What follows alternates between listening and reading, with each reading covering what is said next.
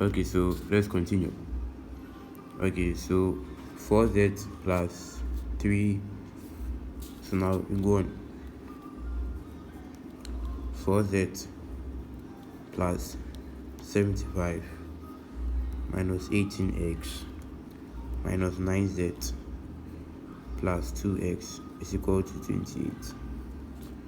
So 4z minus 9z.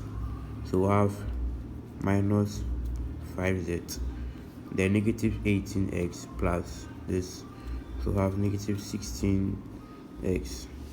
And then we'll have,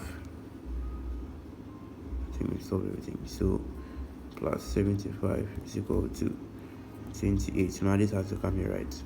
So minus 5z minus 16x is equal to 28 minus 75. So minus 5z minus 16x is equal to 28 minus 75 is negative 47. Now this will be our equation 5. So now let's substitute equation 4 into equation 3. So now let's see what we get when we do that. So equation 4 into equation 3. So equation 4 is, let's write that here, y is equal to, y is equal to 25 minus 6x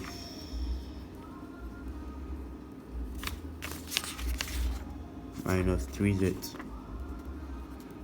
Okay, so these are, so now we're substituting this into equation 3, and equation 3 is 2z minus 5y plus 7x. This equation 4 is equal to 0, and this equation 3. So we are substituting this into this, like what we did for equation 1. So now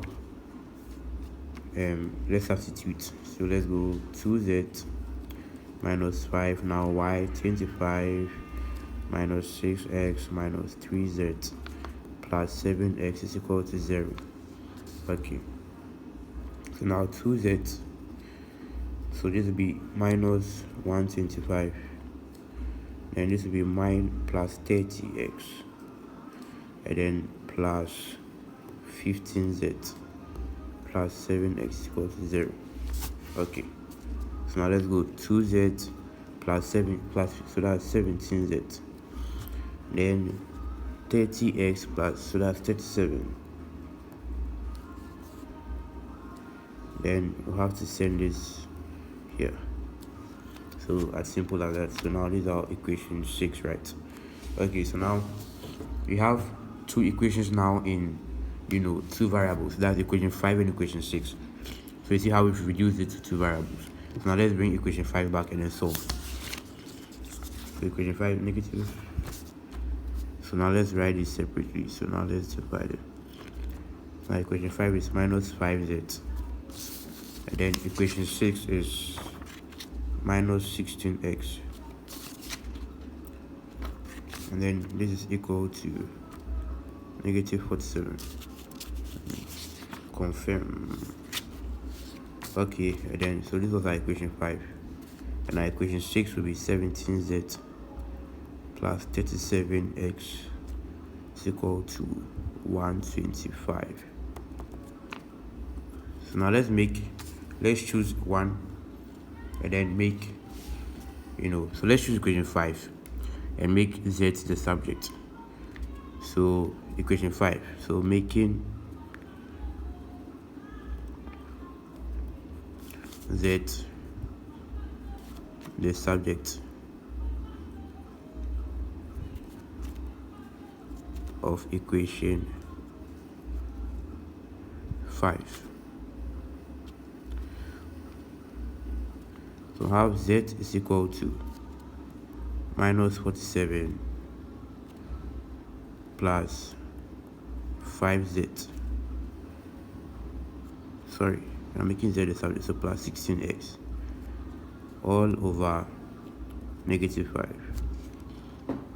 You agree with me, right? Yeah.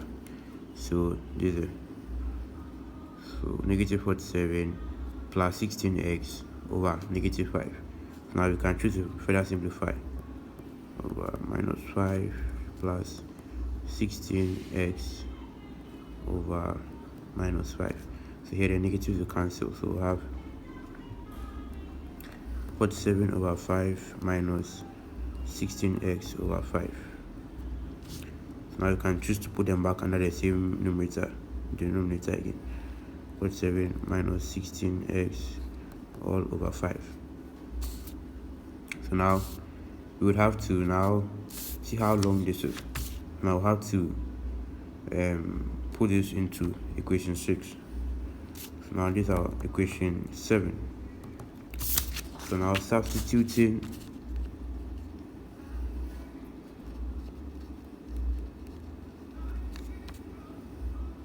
equation 7 into equation 6.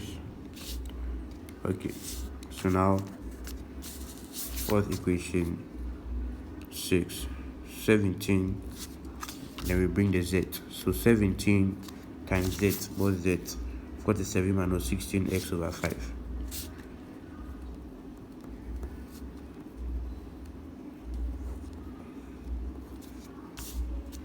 Then equation 6 plus 37x is equal to 125. Okay, so I'll be back.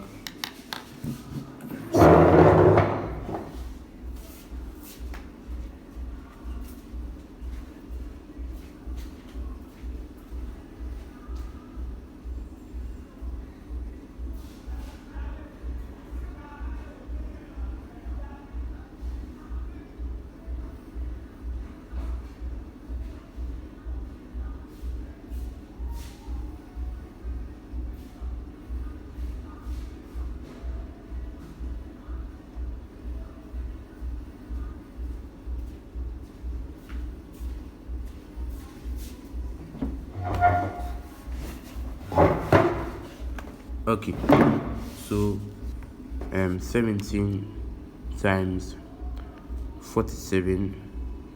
So let's do that. 17 times 47, that's 799.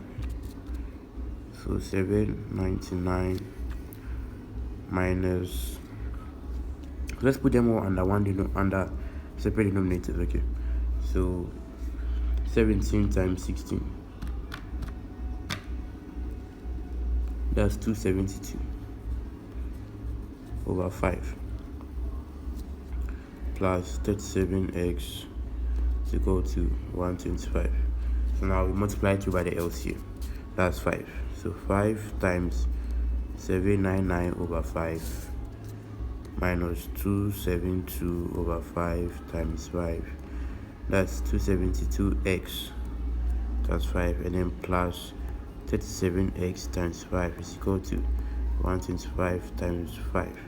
So this one's will cancel out.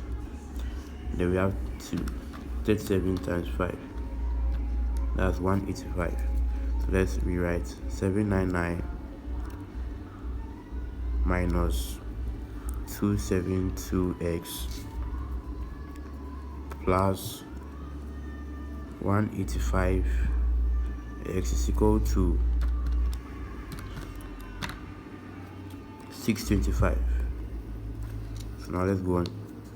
So now negative 272 plus 185 is negative 87. So we have negative 87x is equal to 625 minus 799.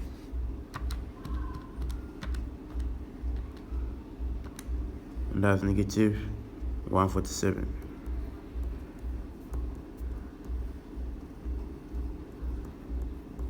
Now x should be equal to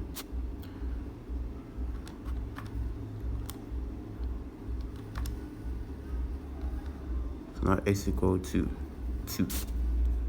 So this is the value for x. I hope you are following the steps. So we got our value for x. So now how do we get z? So now what do we work with? We work with equation 5 and equation 6. I've set the value of x and then we put it into equation 5. So let's go on. So it was what? Negative 5z minus 16x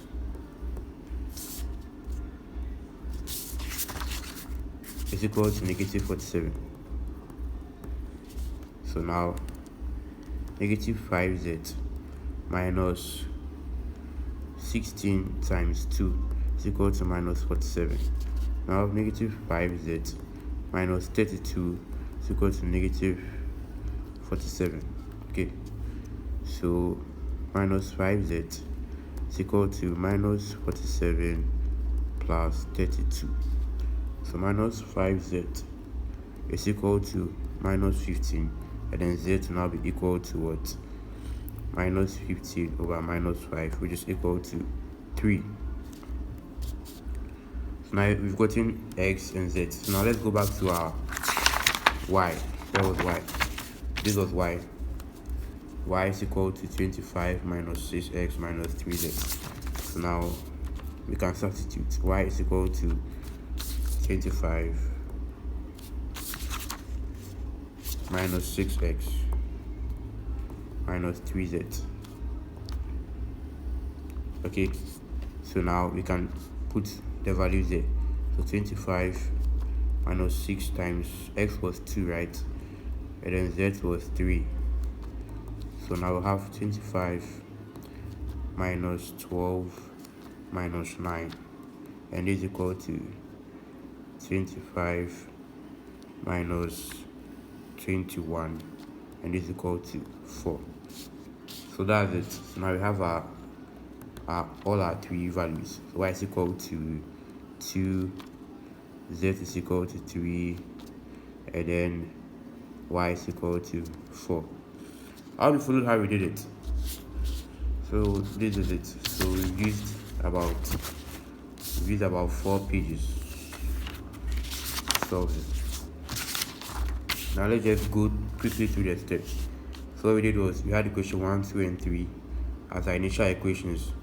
We chose equation 2, and then we made y the subject of equation 2, and then we substituted the value for y, which is equation 4, into equation 1 and equation 3. When we did that, we got new sets of equations in 2 variables, which we named equation 5 and equation 6. So now we solved equation 5 and equation 6, simultaneously, like we did, or like we learned earlier, how to solve simultaneous equation in 2 variables. We solved them using those steps. And then when we did that, we got the value of x first to be 2, and then we substituted, oh pardon me, I didn't write that, substituting x is equal to 2 into equation 5. Yes, so that's what we did, and then we got the value of z to be 3, and then now substituting